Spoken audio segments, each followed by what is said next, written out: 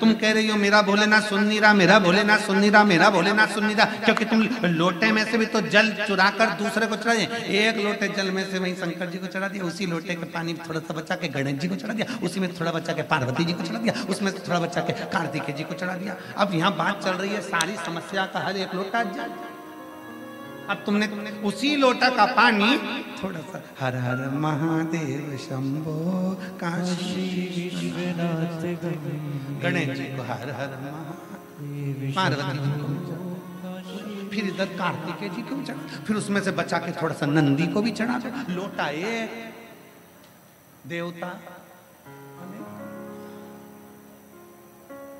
शिव महापुराण की कथा कहती है शंकर को जल चढ़ाने जाना, गणेश जी महाराज को अलग से जल चढ़ाने की जरूरत नहीं है, पार्वती जी को अलग से जल चढ़ाने की जरूरत नहीं है, नंदी को अलग से जल चढ़ाने की जरूरत नहीं है, शरणानंद कार्तिकेय को अलग से जल चढ़ाने की जरूरत नहीं है। आपको पहले भी कथा में कहा था, आज फिर बताते हैं।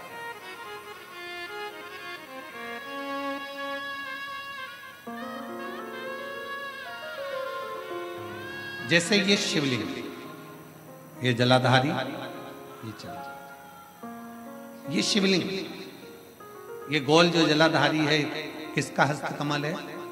जम के बोलो, पार्वती। जहां से जल बहता है उसके राइट हैंड में गणेश, लेफ्ट में कार्तिक, बीच में अशोक।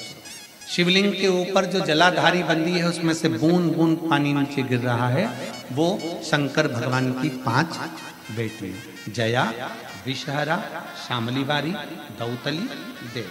शंकर जी की छठी लड़की अशोक सुंदरी उनके पास। ठीक है, अब तुमने जल चढ़ाया। स्कंद पुराण कहती है जहां जल चढ़ता है, जल चढ़ने के बाद जलाधारी पर गिरता है, मतलब पार्वती जी को मिल गया, जल बहते बहते अशोक सुंदरी को मिल गया, कार्तिकेय गणेश को मिल गया। फिर वही जल बहता हुआ जब बाहर निकलता है, नीचे गिरने पर जितना शिवलिंग की, अभी हम सतुआ बाबा जी के आश्रम पर पहुंचे मणिकर्णिका। अभी सुबह जब बाबा विश्वनाथ जी का दर्शन किया, अभिषेक किया, तब वहां पहुंचे।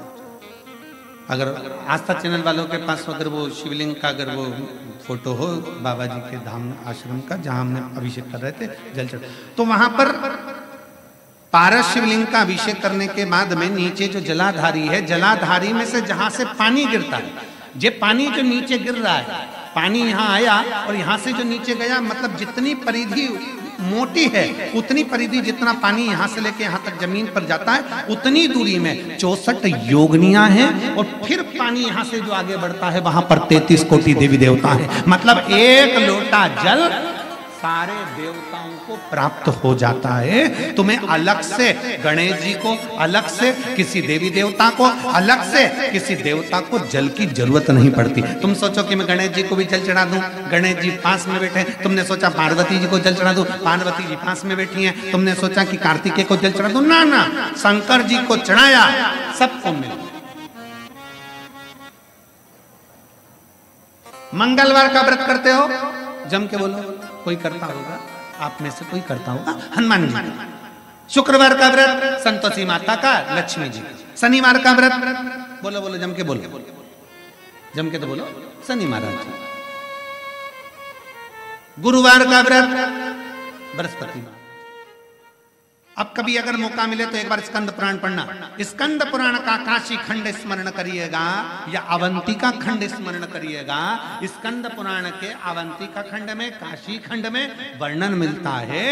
तुम चाहे रविवार का व्रत कर लो, सोमवार का कर लो, देवी का कर लो, देवता का कर लो, चाहे चतुर्थी कर लो, चाहे छठ कर लो, चाहे पंचमी कर लो, कोई सा भी व्रत कर लो, व्रत का फल तुम्हें देवता बिना शंकर की आज्ञा के दे ही नहीं सकते। शिव कहेंगे तब फल मिलेगा, शंकर कहे तो फल मिलेगा।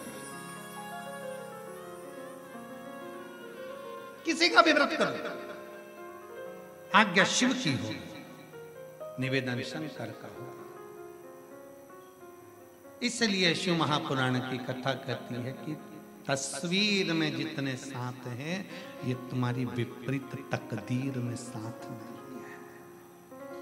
विपरीत तकदीर। और अंत समय प्रभु आना पड़ेगा, वचन